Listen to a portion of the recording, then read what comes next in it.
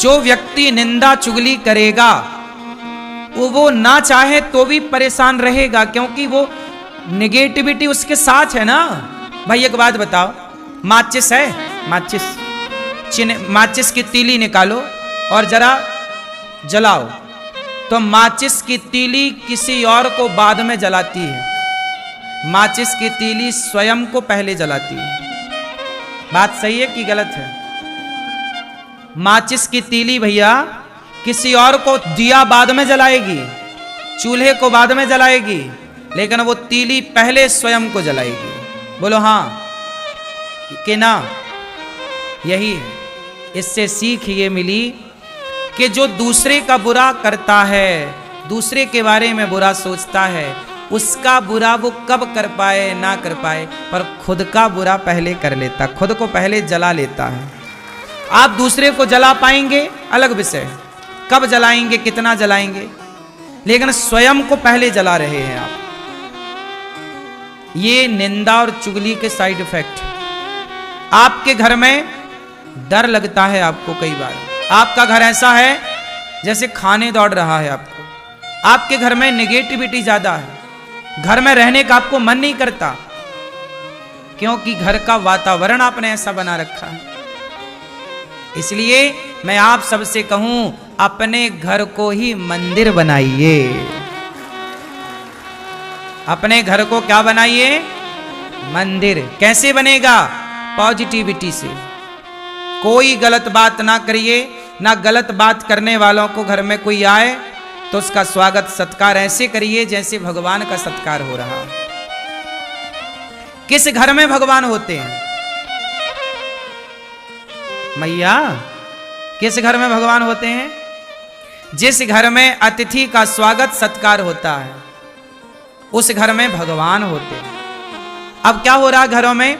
आज 90% घरों में, खासकर स्त्रियां, माताएं, यदि 4 लोग आपके घर में आ गए तो कुछ माताएं, सब नहीं, कुछ स्त्रियां तो बड़ी प्रसन्न होती हैं। अरे हमारे द्वार अतिथि आए, रिश्तेदार, आओ भैया आओ, क्या लेंगे? चाय लेंगे, कॉफी लेंगे, आओ आओ बैठो।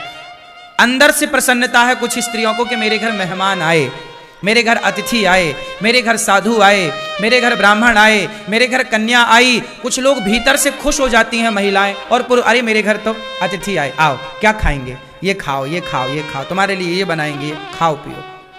और कुछ लोग कैसे होते हैं, किसी के घर मेहमान आ गए तो उनका सिर चढ़ जाता है, अरे कहाँ आ गए, बनाना पड़ेगा खाना। मेहमानों को देख करके जिन स्त्रियों का सिर चढ़ता है वो घर ही नरक की श्रेणी में चला जाता है, अपने आप नरक की लिस्ट में चला गया। उस घर में भगवान कभी नहीं आते। जिस घर अतिथि, जिस घर में नहीं आए, अतिथि का सम्मान जिस घर में नहीं हो, उस घर में भला भगवान का क्या काम है?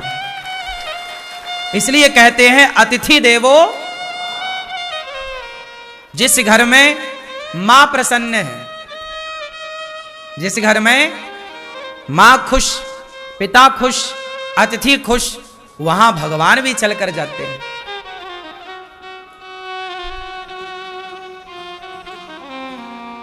सही है? इसलिए मेरी मां, तुम गृहस्थ हो। वो स्त्रियां अच्छी नहीं होती जो अतिथि को देखकर मुंह बनाती हैं। वो स्त्रियां परम सौभाग्यशाली होती हैं। उन स्त्रियों से घर की शोभा होती है जो स्त्रियां अतिथि को देखकर प्रसन्न हो जाएं कि आज हमारे को भगवान ने सेवा करने का मौका दे दिया है, किसी को आज भोजन बना के खिलाने का अवसर दिया। अपना तो तुम रोज खाती हो, रोज बनाती हो, लेकिन जो किसी और के लिए बनाए खिलाए, साधु संत, दीन दुखी, ब्राह्मण, कन्या, तब ना आपके घर में अतिथि के रूप में भगवान, ना जाने किस रूप में नारायण मिल जाए। इसलिए स्त्रियों को कैसा होना चाहिए? इसलिए मैंने आपको कथा सुनाई कई बार कि माता यशोदा पिछले जन्म में धरा थी। माता यशोदा पिछले जन्म में कौन थी? क्या नाम था उनका? धरा। माता यशोदा पिछले जन्म में धरा थी और वो संतों की सेवा ही करती थी। कोई आए द्वार पर तो खिलाती, और काम क्या करती? जंगल की लकड़ियां काटती।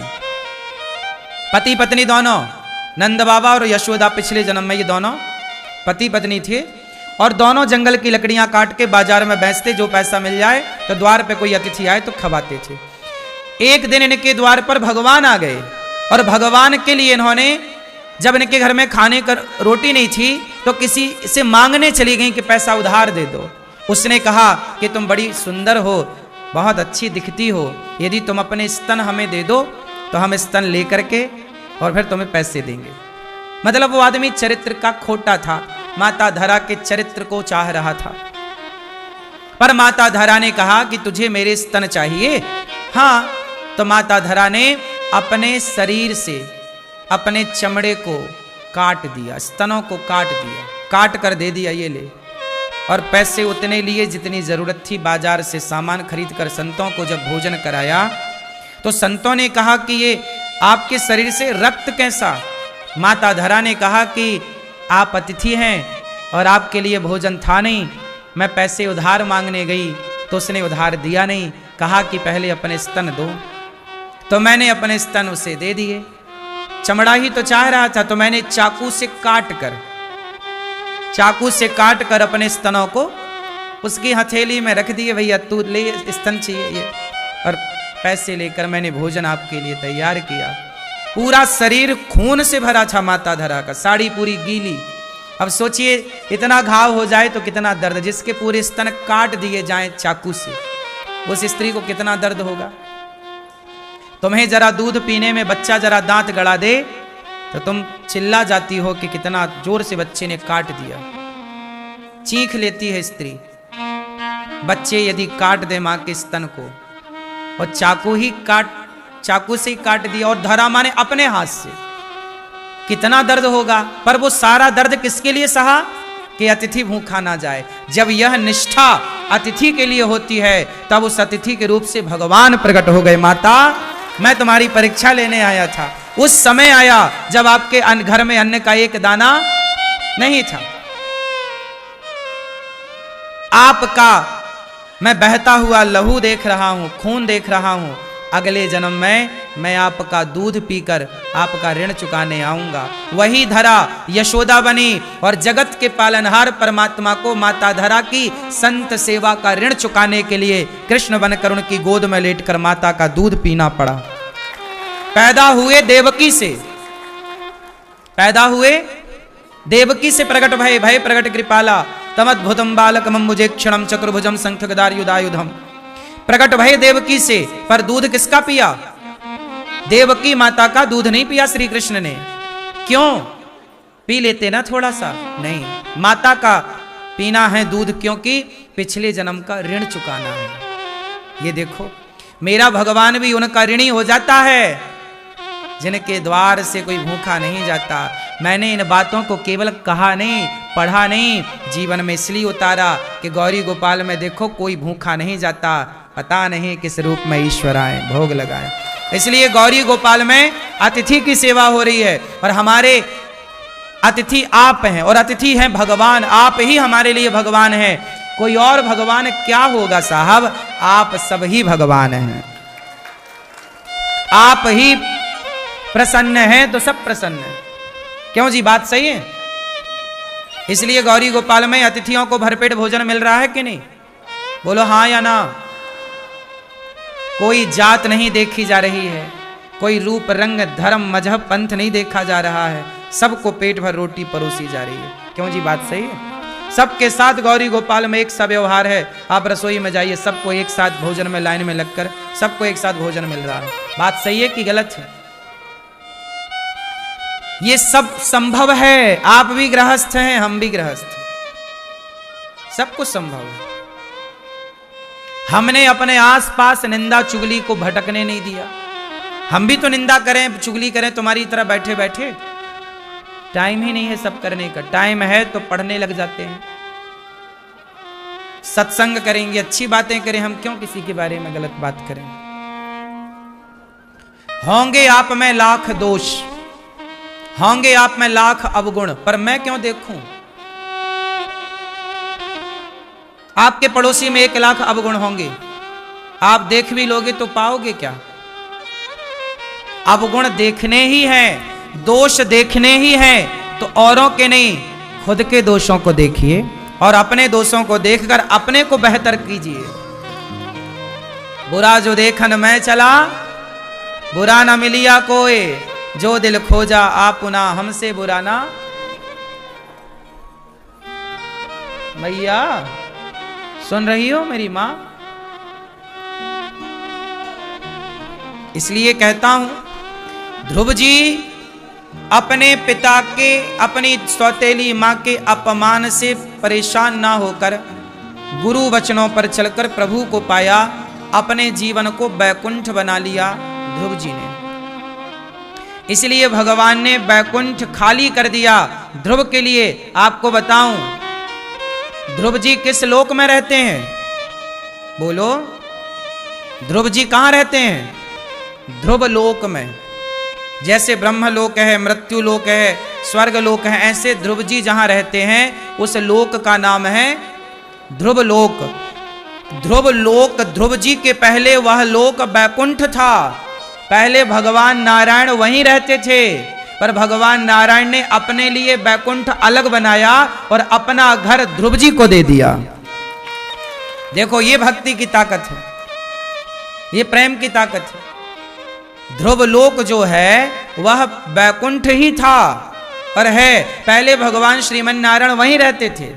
फिर जब ध्रुव जी की तपस्या देखी, कहा पुत्र मैं तुझे अपना घर देना चाहता हूं, अपना गिफ्ट कर दिया भक्त को, और अपना दूसरा फिर भगवान ने बैकुंठ बनाया। तो भगवान अपना घर देने को तैयार हैं। यही तो पूछा किसी ने राम से कि राम, आपने अयोध्या का राजा बना दिया भरत को, आपने विभीषण को राजा बना दिया लंका का, आपने विभीषण को लंका का राजा बना दिया। यदि कल रावण आपकी शरण में आ जाए कि राम मुझे क्षमा कर दो, राम जी विभीषण को कहां का राजा बना चुके हैं? जोर से, कहां का? लंका। जो संपत्ति से रावण नहीं दीन दिए दसमात, सोई संपत्ति विभीषण नहीं सब कुछ दीन रघुनाथ। राम जी ने विभीषण का राज्य तिलक कर दिया। विभीषण क्या बन गए? राजा। कहां के? अच्छा, राम जी से किसी ने कहा कि विभीषण को तो आपने लंका का राजा बना दिया, यदि रावण आपकी शरण में आ जाए और कहे कि क्षमा कर दो, तो फिर रावण को कहां का राजा बनाओगे? आपकी तो बात झूठी हो जाएगी। फिर तो या तो विभीषण को राजा बनाओ या रावण को। तब राम ने मुस्कुराते हुए कहा कि यदि रावण मेरी शरण में आ गया तो शरणागत कहूं जे तजही, मैं त्यागता नहीं शरण में आए हुए को। जो शरण में आ जाएगा उसे मैं त्यागूंगा नहीं। सन्मुख हो ही जीव मोहि जबहि, जन्म कोटि अघनासहि ही तबहि। शरण में आ गया यदि रावण, तो मैं विभीषण को लंका का राजा बना चुका हूं। रावण शरण में आएगा तो मैं रावण को अपने बैकुंठ का राजा बना दूंगा। भगवान है ना, भगवान तो ऐसी कई पृथ्वी तुरंत प्रकट कर सकते, कई बैकुंठ बना सकते हैं। भगवान है वो, कर तुम अकर तुम अन्यथा कर तुम सर्व सामर्थ, क्या नहीं कर सकते। इसलिए मेरी मां, ध्रुव जी महाराज जब तपस्या किए तो भगवान ने दर्शन दिया, पुत्र कुछ मांग लो। ध्रुव जी को भगवान ने राजा बनाया, जाओ समाज की सेवा करो। भगवान मिल भी जाए आपको, सुनो ध्यान से, भगवान आपको मिल भी जाए तो भगवान आपको मिलकर यही कहेंगे, जा मैं तुझे धन धान्य दे रहा हूं, जा तो दीन दुखियों की सेवा कर। दीन दुखियों की सेवा करने से ही भगवान मिलते और प्रसन्न होते हैं, ये मान लो आप। भगवान भी आपको कहेंगे जाओ सेवा करो। ध्रुव जी को लगा तो दिया सेवा में, जाओ। फिर ध्रुव जी ने अपने राज्य काल में खूब अन्य क्षेत्र बांटे, संतों की सेवा की, खूब यज्ञ किए, खूब पुण्य किया, और खोल रखा है अन्य क्षेत्र, कोई भी आओ। ये ध्रुव जी के जमाने से चला आ रहा है। ये जो अन्य क्षेत्र है, अन्य क्षेत्र कोई आज ही चल रहा है, गौरी गोपाल में नहीं। अन्य क्षेत्र ध्रुव जी ने चलाया, अन्य क्षेत्र प्रहलाद जी ने चलाया, अन्य क्षेत्र धर्मराज युधिष्ठिर ने चलाया। जो जो धर्मात्मा सत्ता में आए, अन्य क्षेत्र का मतलब है कि कोई भी उनके राज्य में भूखा, सबको भोजन। ऐसे ही अन्य क्षेत्र, वही परंपरा से अन्य क्षेत्र गौरी गोपाल अन्य क्षेत्र चल रहा है। यही है ये अन्य क्षेत्र, कोई भी भूखा ना रहे। आप भी अपने द्वारा अन्य क्षेत्र गौरी गोपाल में बंटवा कर, घर पे आपके भले अतिथि ना आए पर एक अतिथि गौरी गोपाल में भोजन आपकी ओर से करे, एक साधु आपकी ओर से भोजन प्रसाद प्राप्त करे। यही सेवा। अपने आप को सेवा से जोड़ दो। अच्छा एक बात बताओ, आपको पार जाना है, नदी बड़ी है, उस पार जाना है, और तभी नाव में आप बैठ नहीं पाए, लेकिन आपने नाव को पकड़ लिया।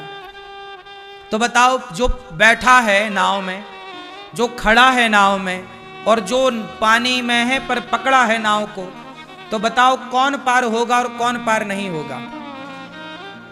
जो बैठा है, जो खड़ा है। नाव में कुछ लोग बैठे रहते हैं, तो नाव में कुछ लोग खड़े हैं, कुछ बैठे तो कुछ खड़े, और एक नाव को पकड़ा है पानी में। अब जैसे नाव जा रही है और आपने नाव को पानी में पकड़ लिया, डूब रहे थे आप, पकड़ लिया, तो बताओ पकड़ने वाला पार होगा कि नहीं? बोलो। जो बैठा है, जो बैठा है और जो नाव को पकड़ा है, ये दोनों एक ही साथ पार होंगे कि अलग अलग टाइमिंग में पार होंगे? हाँ। ऐसे ही हम भगवान की भक्ति नहीं कर पाए, हम भगवान की पूजा नहीं कर पाए, पर हमने सेवा को पकड़ लिया, तो पकड़ लिया तो भी पार हो जाएंगे। स्त्रियों का आभूषण है लज्जा। स्त्रियों का आभूषण क्या है? बोलो। इसलिए मेरी माँ, तुम अपनी बेटियों को थोड़ा लज्जा सिखाना। ए बेटी, लज्जा जानती हो क्या होती है? इसलिए हमारे यहाँ कपड़ा ढकने की, मतलब शरीर को ढकने की परंपरा रही है। कपड़े से शरीर को ढका जाता है। आजकल तो पैसे दे के फटे कपड़े लोग खरीद रहे हैं ताकि दिखे। पता नहीं क्या दिखाना चाह रहे हैं लोग और क्या देखना चाह रहे हैं लोग। बोलो हाँ। आजकल बड़े बड़े शहरों में देखो, लड़कियां, स्त्रियां अर्धनग्न घूम रही हैं मैया। हाँ या ना? आधी से ज्यादा बिल्कुल वो निर्वस्त्र हैं। पता नहीं क्या ढकने के लिए पहना है कपड़ा। ऐसी स्त्रियां, ये नारी का लक्षण नहीं है। लज्जा नारी शक्ति है, शक्ति छिपी हुई होती है ना? मर्यादाएं सब चीज में लागू होती है। मर्यादा। ध्रुव जी महाराज को भगवान ने राजा बनाया, अंत में ध्रुव जी ने सब अच्छे कार्य किए। उनके भाई को यक्षों ने मारा, ध्रुव जी को भी गुस्सा आया, यक्षों को मारा, बदला लिया। तब मनु जी ने आकर समझाया, कुबेर जी ने भक्ति का पाठ पढ़ाया, ध्रुव जी ध्रुव लोक को गए। भगवत धाम माँ को साथ में लेकर पांव रखकर ध्रुव जी मृत्यु के सिर में पांव रख करके भगवत धाम गए। इन्हीं ध्रुव जी के वंश में आगे चलकर भगवान पृथु हुए, और जिनके द्वारा नाम पृथ्वी पड़ा, पृथ्वी का दोहन किया। न काम आए नाथ तदप्य हम क्वचिन। ऐसे 10,000 कान मांगे भगवान से कि कान कथा सुनने के काम आएंगे। फिर प्राचीन बरही को नारद जी ने उपदेश सुनाया पुरंजनोपाख्यान का। इसलिए कहता हूं कि आप मरते समय अपने मन को भगवान से जोड़िए, क्योंकि पुरंजन पुरंजनी, पुरंजन नाम का एक आदमी था, मरते समय स्त्री का चिंतन करने लग गया, और जब मरा तो स्त्री का चिंतन इतना कि मेरी पत्नी का क्या होगा, क्या होगा। अगले जन्म में स्वयं पुरंजन स्त्री बनकर आ गया। यदि मैं स्त्री का चिंतन करते मरूंगा तो मैं अगले जन्म में स्त्री हो जाऊंगा। इससे सिद्ध होता है कि मैया आप लोग पिछले जन्म में पुरुष थी। आप पिछले जन्म मैया क्या थी नहीं पता है हमें, आप पुरुष थी। हाँ हाँ, सारी स्त्रियां लगभग जितनी यहां बैठी हो ना मैया, आप सब पिछले जन्म में पुरुष थी। अधिकांश, सब नहीं, मतलब 90% मान लो। सारी मैया आप लोग पिछले जन्म में पुरुष थी, मर्द थी। फिर स्त्री काहे बन गई? क्योंकि तुम पिछले जन्म में थी पुरुष, तो तुम मरते समय अपनी स्त्री का चिंतन करती, मेरी पत्नी का क्या होगा, पत्नी पत्नी पत्नी। अब खुद बनी बैठी हो किसी की पत्नी, और कर लो पत्नी का चिंतन। अंते या मति सा गति, जिसकी जैसी मति उसकी वैसी, और कर लो। अभी खुश हो पत्नी बनकर, हैं? थी तो पुरुष पहले जन्म में, और कर लो लुगाई का चिंतन। इसलिए कहता हूं भगवान का चिंतन करो मरते समय, ना स्त्री का और ना पुरुष का। जितने पुरुष बैठे हैं ये अधिकांश पिछले जन्म में स्त्री थे, आप लोग पुरुष लोग क्या थे पिछले जन्म में? यही यही गोल गोल घूम रहे हो, स्त्री पुरुष 84 84 84, यही खेल रहे हो। यही जन्म लिया मर गए, पुनरपि जननम पुनरपि मरणम पुनरपि जननी जठरे शयनम, जन्म मृत्यु जन्म, यही चल रहा चक्र। अब जैसे आप लोग आज स्त्री बनी हो ना, तो आप लोग मरोगी तो किसका, मेरे पति का क्या होगा? पति पति अगले जन्म में खुदा जाओगी पति बनकर, फिर पुरुष बनोगी, फिर स्त्री बनोगी, फिर ऐसे ही क्रम चलता लगभग। और कोई कामना हो गई तो वो बन गए। भरत जी के मन में कामना आ गई कि मैं एक मृग को रखा था भरत जी ने। मनु जी महाराज के वंश में आगे प्रियव्रत जी हुए, जिनका विश्वकर्मा की पुत्री बृहस्पति से विवाह हुआ। इन्हीं के वंश में आगे चलकर भगवान ऋषभदेव जी हुए। इनके सबसे बड़े पुत्र हुए हैं भरत। भरत जी गंडकी नदी के तट पर बैठे हैं। एक मृग के चक्कर में, पानी से नदी गंडकी में बहता एक मृग जा रहा था, बचा लिया और उस मृग को चारा खवाएं, पालें, पोसें, उसे नहलाएं धुलाएं, उससे अटैचमेंट हो गया, लगाव हो गया। जब भरत जी मरने लगे तो मृग सामने आकर खड़ा हो गया और वो मृग का चिंतन करते कि मेरे मरने के बाद मेरे मृग का क्या होगा, मेरा मृग मृग मृग करते तय हो गए। और जब वो मरे तो उन्हें यमराज जी ने कहा मृग का चिंतन करते आए हैं, इसलिए आपको मृग बनना पड़ेगा। क्या बनना पड़ेगा? क्या बने फिर वो मृग बने। ऐसे ही है। तो मैया आप लोग अगले जन्म में क्या बनोगी? पुरुष तो बन चुकी हो। और बताओ आगे क्या सपने हैं तुम्हारे? स्त्रियों का पूरा ध्यान पुरुष में होता और पुरुषों का पूरा ध्यान स्त्री में। अच्छा ये बताओ, आपसे प्यार कौन करता है? बेटा का पति नहीं करता है? कहां पति आपके? बताऊंगा मैं आपकी पति से। डर नहीं है क्या पति का? बिल्कुल निडर है।